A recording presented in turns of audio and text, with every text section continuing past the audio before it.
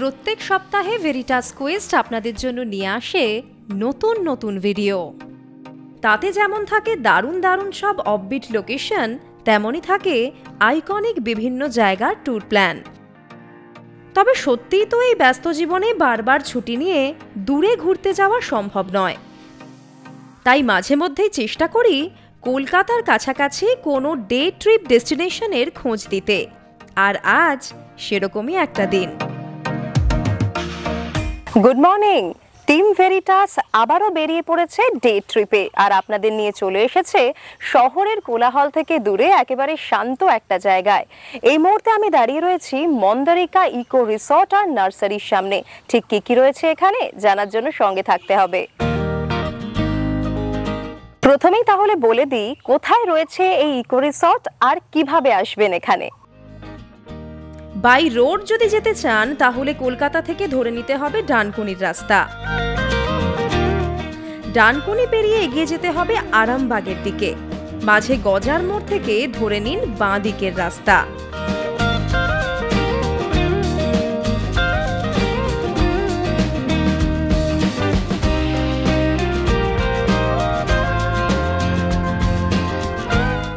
আর ট্রেনে যেতে চাইলে নামতে হবে হরিপাল স্টেশনে। সেখান থেকে অটোয় করে দারহাট্টা গ্রামের মন্দারিকা ইকো রিসর্ট।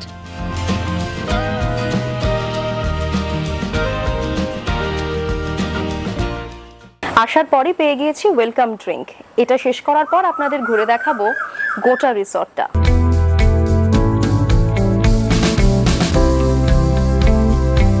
এটা ভারতের প্রথম টায়ার হাউস।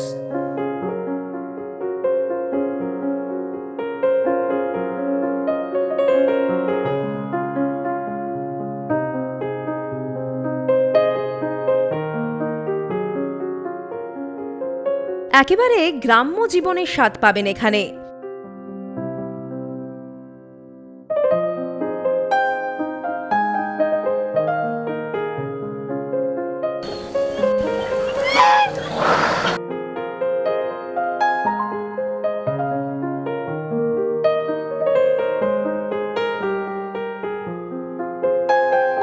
চারিদিকে যেদিকেই তাকাবেন শুধু সবুজ আর সবুজ।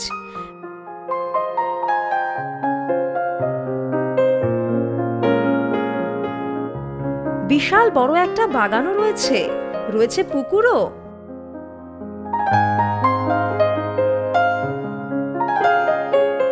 আর আছে সুইমিং পুলও। চলুন বাকিটা ঘুরে দেখাই আপনাদের। যে ডাইনিং প্লেস, খাওয়া দাওয়ার ব্যবস্থা এখানে রয়েছে। সামনেই দেখতে পাচ্ছেন ওখানটায় কিচেন। আর দেখুন কারা ঘুরে বেড়াচ্ছে। এখানে আসা মানে একেবারে নেচারের সঙ্গে সময় কাটানো।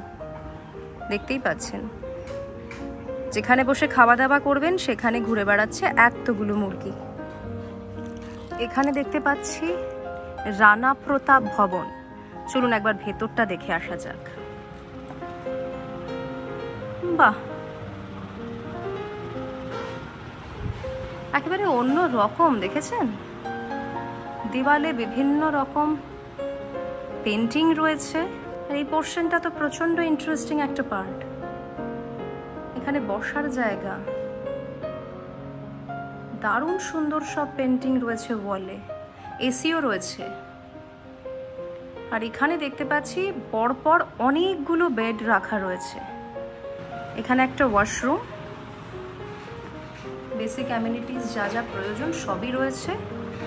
আর এদিকে মনে হচ্ছে এটা স্নান ঘর। হ্যাঁ, এটা স্নানের জন্য। বেশ অন্যরকম কিন্তু।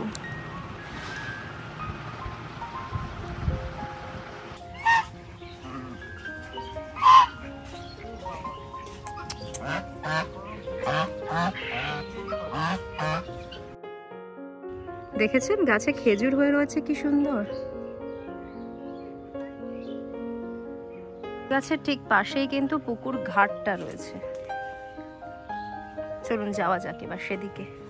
অনেকদিন বাদে করমচা গাছ দেখলাম। কি সুন্দর করমচা হয়ে রয়েছে। এখানেও আর একটা খেজুর গাছ রয়েছে। বাহ, এখানেই তো বসে অনেকটা সময় কাটিয়ে ফেলা যাবে। এখানে নাকি মাছ ধরার ব্যবস্থাও রয়েছে।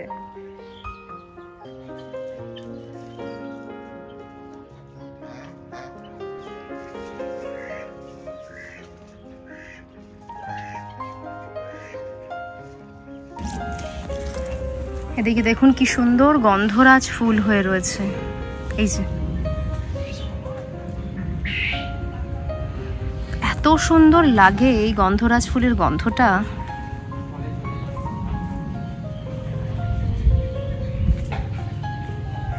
আর এই পাশে যেটা রয়েছে সেটা তো তাকিয়ে দেখতেই হবে, দেখার মতো। নিচে দেখুন সব ব্যাগের মধ্যে ভরে রাখা হয়েছে, প্রচুর গাছ, সব রকমের গাছ রয়েছে এখানে। জায়গাটা বেশ বড়, যথেষ্ট ভালোভাবে গাছপালায় ভর্তি। যদি আপনারা মনে করেন যে নেচারের মধ্যে, একেবারে প্রকৃতির মধ্যে একটা দিন কাটাবেন, একটা বেলা কাটাবেন, তাহলে কিন্তু সত্যি এখানে আসতে পারেন।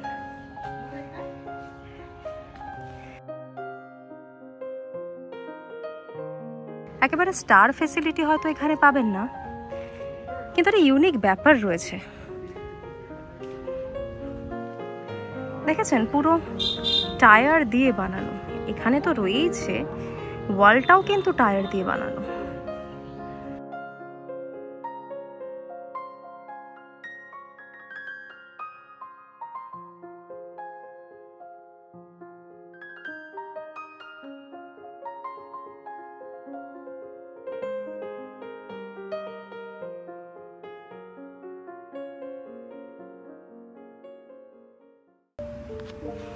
চলুন এবার আপনাদের রুম ট্যুরটা দিয়ে দিই, মানে যে রুমটা আমি আজকে নিয়েছি, ডে ট্রিপে এসেছি, আলাদা করে এই রুমটা নিয়েছি।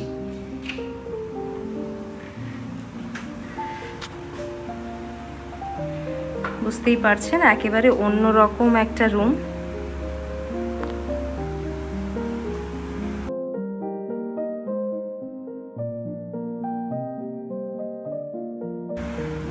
তার সঙ্গে বিভিন্ন রকম পেন্টিং রয়েছে ওয়ালে।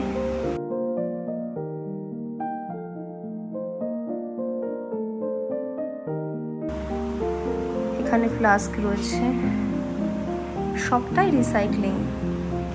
বেডটা দেখেছেন, বেডটা দেখেছেন কিভাবে বানানো হয়েছে, কাচের বোতলগুলো দিয়ে এই বেডটা বানানো হয়েছে। এখানে দেখুন সাবান রয়েছে, টাওয়েল, হাত পাখা আর কুলো। এই ব্যাপারটা কিন্তু আজকাল প্রায় অনেক জায়গাতেই দেখা যাচ্ছে, কুলোর ইউজটা। জানলার ওপারে কি আছে বুঝতেই পারছেন, এসি রয়েছে কিন্তু, আবার এই সাইডে একটা ফ্যানও রয়েছে, এই যে ফ্যান। ঘরটা যথেষ্ট ঠান্ডা।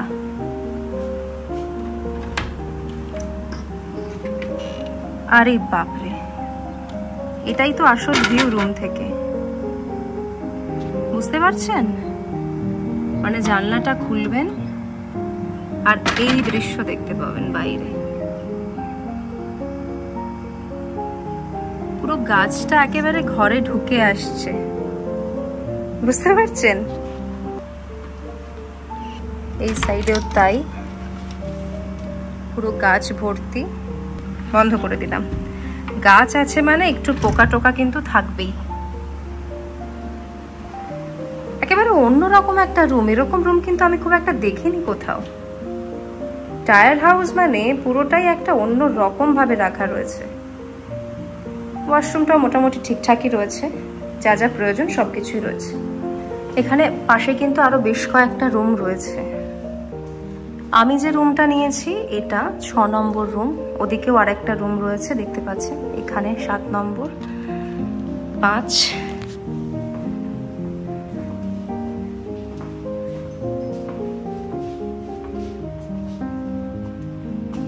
রাত্রে আলো জ্বললে বেশ ভালো লাগবে, বোঝা যাচ্ছে, একটা অন্যরকম লুক হবে তখন। দেখেছেন টায়ারগুলো দিয়ে কিভাবে বানানো, সিঁড়িটাও টায়ার দিয়ে বানানো। আমার কিন্তু সব দেখে মনে হলো মেইনটেনেন্স হয়তো আরো ভালো হতে পারত, বিশেষ করে ওয়াশরুমটা।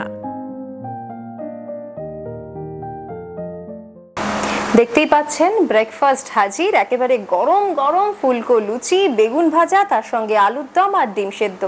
চটপট খেয়ে নিয়ে এবার একটু বেরিয়ে পড়বো আশেপাশের এলাকা ঘুরে দেখতে। বেগুন ভাজা দিয়ে লুচি খাওয়ার একটা আলাদা ব্যাপার রয়েছে, তাই না? রসগোল্লাও রয়েছে, কিন্তু বলতে ভুলে গেছিলাম। আসলে মেনলি এটা হচ্ছে মন্দারিকা হোমস্টে, একদম ইকো হোমস্টে, কারণ এখানে রিসর্টের কোনো কনসেপ্ট নেই, কিন্তু রিসর্ট বলে হয়ে গেছে আর কি।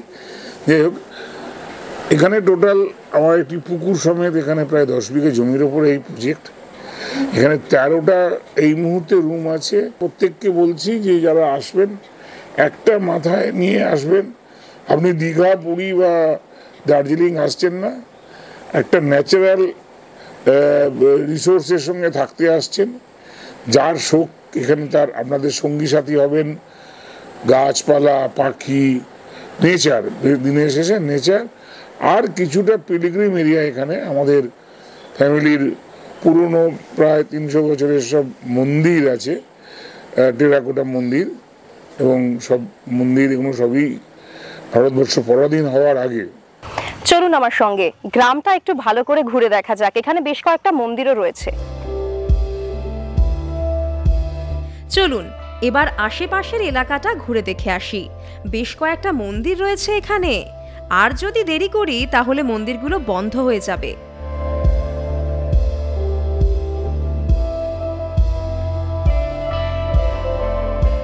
দারুণ ব্যাপার, তাই না?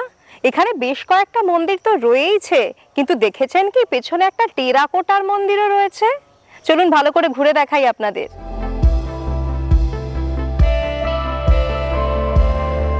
প্রায় 300 বছরের পুরনো এই টেরাকোটার রাজ রাজেশ্বর মন্দির।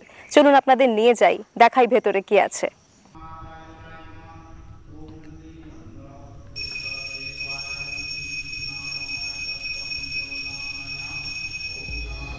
এখনো রোজ পুজো হয় এই মন্দিরে।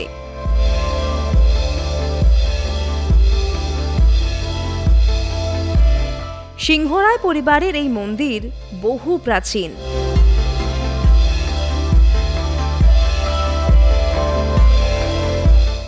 রাজরাজেশ্বর নারায়ণের মন্দির প্রায় 300-350 বছর আগেকার মন্দির। হ্যাঁ, আমাদের 3 পুরুষ সেবা করছে। হ্যাঁ, দাদু করেছেন, বাবা করেছেন, আমি করছি এবার। হ্যাঁ, এর হচ্ছে আপনার নিত্য পুজো শীতল হয়। এটা সিংহরায়দের মন্দির। হ্যাঁ, পান্নালাল সিংহরায় তার বাবা প্রতিষ্ঠা করেছিলেন এই মন্দির। তার সব পূর্বপুরুষ সব রয়েছে, ওই পাশাপাশি সব আছেন।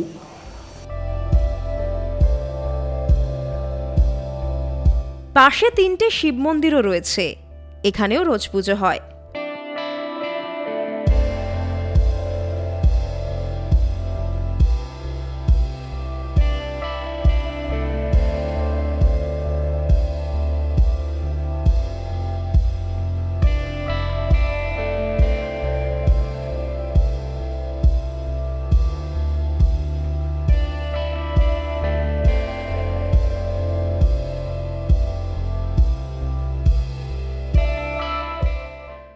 এই মন্দিরটা কিন্তু নতুনই তৈরি হয়েছে।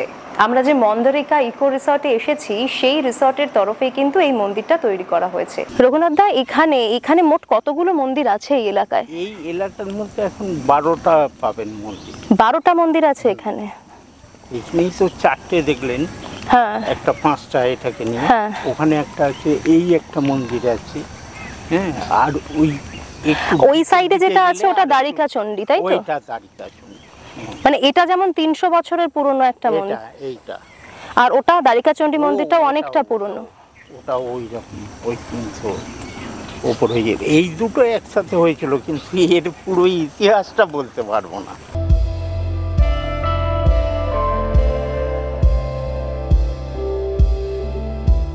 কালী মন্দিরের পুরোহিত রঘুনাথ দার সঙ্গে কথা বলতে বলতে চলে এলাম এই এলাকার প্রচণ্ড জাগ্রত দ্বারিকা চণ্ডী মন্দিরে। এই মন্দিরের নাম থেকেই এলাকার নাম দ্বারহাট্টা।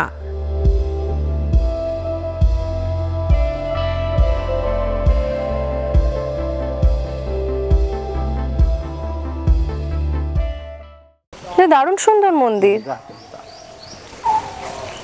বুঝতে পারছেন তো, চলে এসেছি দ্বারিকা চণ্ডী মন্দিরে। এটা দ্বারিকা চণ্ডী মন্দির, চলুন ভেতরে যাওয়া যাক। এটা বলিদান হয়, হওয়ার পরে যে রাখার এটা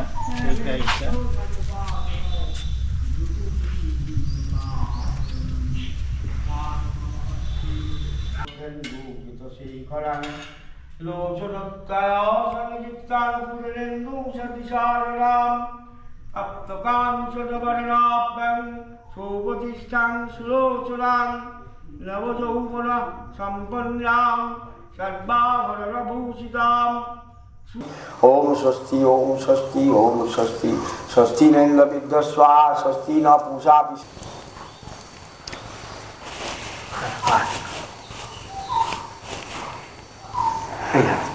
আগেকার দিনে সাধনা ওই সিংহরায় গুরুগুরুরা সাধনা করেছিলেন, পেছনে পঞ্চবন্ধুর আসন আছে, বসে সাধনা করে মায়ের স্বপ্নাদেশ হয়, তারপর মায়ের নির্দেশে এখানে মন্দির হয়। আর বল্লাল সেনের আমলে অনেকদিনই কথা।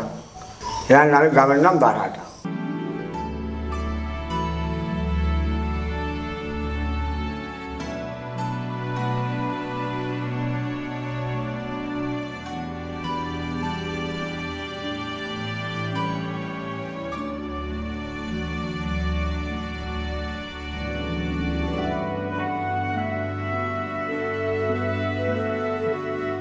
বেশ বেলা হয়ে গিয়েছে, আর আজ গরমও রয়েছে খুব।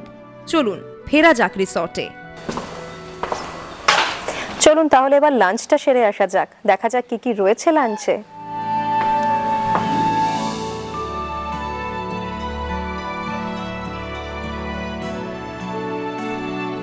খাওয়া দাওয়ার যা আয়োজন দেখছি, একজনের পক্ষে এত খাওয়া কি আদৌ সম্ভব? আপনারাই বলুন কি কি রয়েছে একবার দেখুন।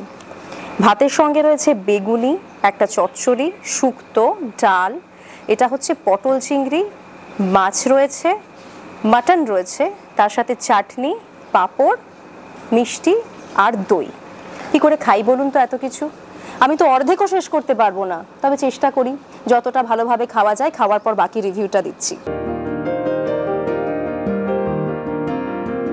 একেবারে প্রকৃতির মধ্যে বসে খাওয়া দাওয়া করার একটা আলাদা মজা রয়েছে কিন্তু।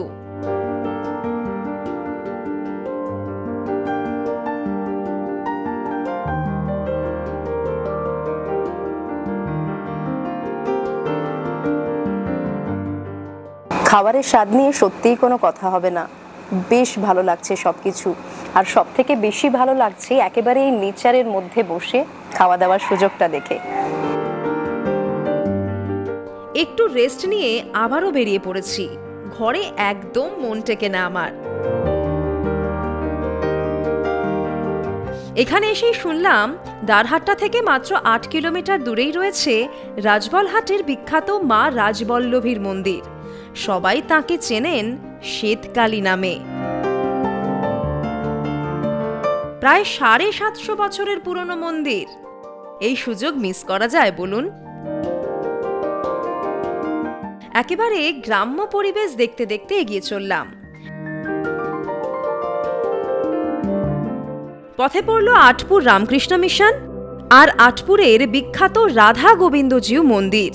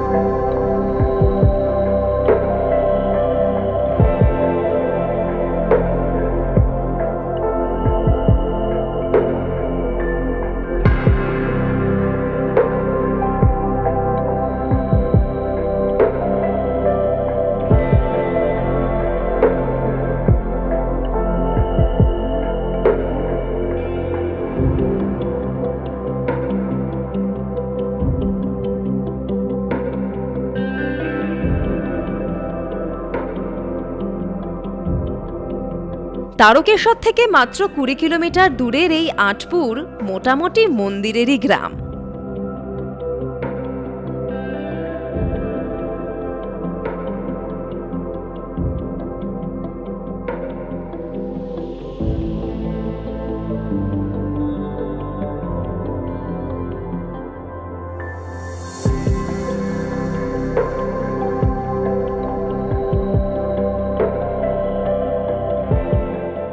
কিছুক্ষণ পরে পৌঁছে গেলাম মা রাজবল্লভীর মন্দিরের কাছে।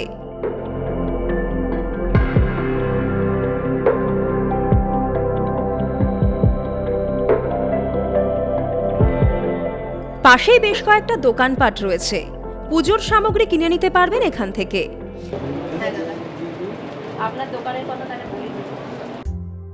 খুব অদ্ভুতভাবে আজ ফলহারিণী কালী পুজো। আগে কিন্তু জানতাম না, এখানে আসার পরই শুনলাম।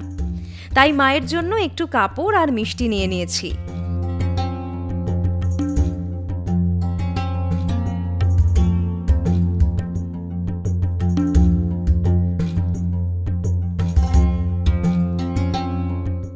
চলে এসেছি মা রাজবল্লভীর মন্দিরে। অনেকে এনাকে বলেন শ্বেতকালী বা সাদা কালীও। চলুন মায়ের দর্শন করে আসি।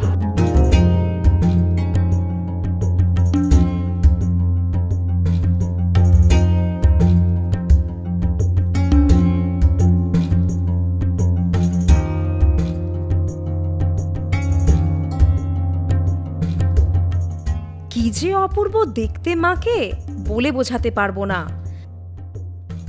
মায়ের এই রূপ সত্যিই আমি আগে দেখিনি। কালী মা কিন্তু সাদা রঙের, একেবারে অনন্য।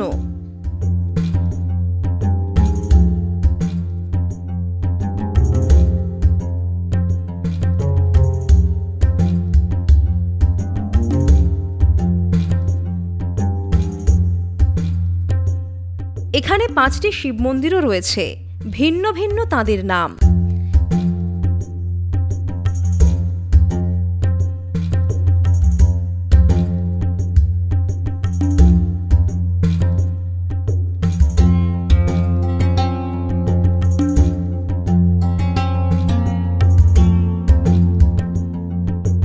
পাশেই আছে ঘাট।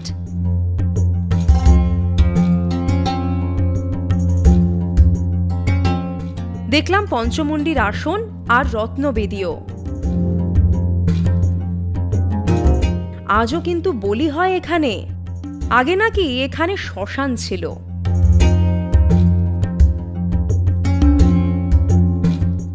আজ থেকে মোটামুটি 740 বছর আগে মন্দির প্রতিষ্ঠিত হয়।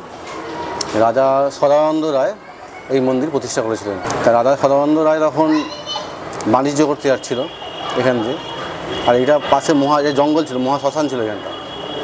এইটা মহাশ্মশান, এই মায়ের পঞ্চমুণ্ডির আসন। মানে শ্মশান মানে এখানে আসন থাকবে, পঞ্চমুণ্ডির আসন। তা তখন রাজা সদানন্দ রায় দেখে যে মা তখন বাচ্চা মেয়ের রূপ ধরে আর কি, বাচ্চা মেয়ের রূপ ধরে তা বসে আছে, মানে জঙ্গলের ধারে, নদীর ধারে বসে আছে আর কি। রাজা সদানন্দ রায় যখন মাকে নৌকায় তুলে নেয়, সেটা মাকে দেখায় কুনজরে, মানে যে ভালো রূপ ধরে মা ভালো মন নিয়ে এসে দেখে না, মানে কুনজরে দেখে। তখন মা তো রাজা তো চিনতে পারেনি। তখন মা প্রতিটি নৌকায় পা দেয়, ঠিক আছে, আর প্রত্যেক নৌকায় তলিয়ে যায়, 7টা নৌকায়। তখন লাস্ট নৌকাটা যেটা রাজা সদানন্দ আছে, সেই নৌকাটা যখন পা দিতে যাবে, তখন তো রাজা সদানন্দ বুঝতে পারে যে সাধারণ নারী নয়, যে অসাধারণ। তখন সে ক্ষমা ভিক্ষা চায় মায়ের কাছে। তখন মা আর কি ক্ষমা করে দেয়। তাও নৌকাগুলো আস্তে আস্তে ভেসে ওঠে।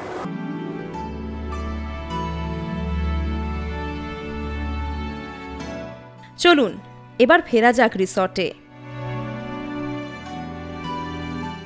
আশেপাশের এলাকা ভালো করে ঘুরে দেখার পর আবারও চলে এসেছি মন্দারিকা ইকো রিসর্টে।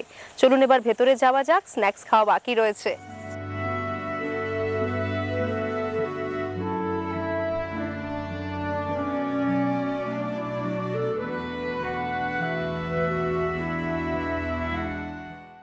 রাতে কিন্তু একেবারে অন্যরকম লাগছে এই রিসর্টটাকে।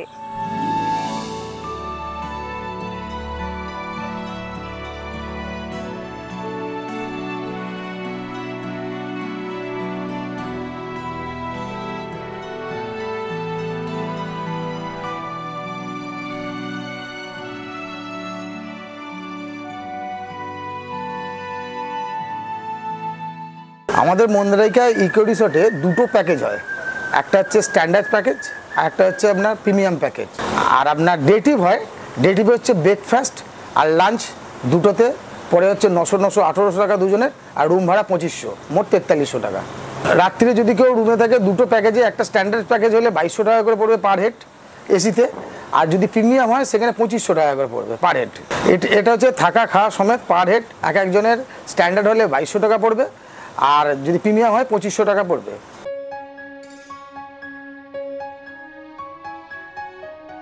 সন্ধ্যের পর পোকামাকড়ের উপদ্রব কিন্তু একটু বাড়ে এখানে। রুমেও একটা দুটো আরশোলা আর পোকা দেখলাম। আসলে যদি প্রকৃতির মধ্যে সময় কাটাতে চান তাহলে হয়তো এইটুকু মানিয়ে নিতেই হয়, তাই না?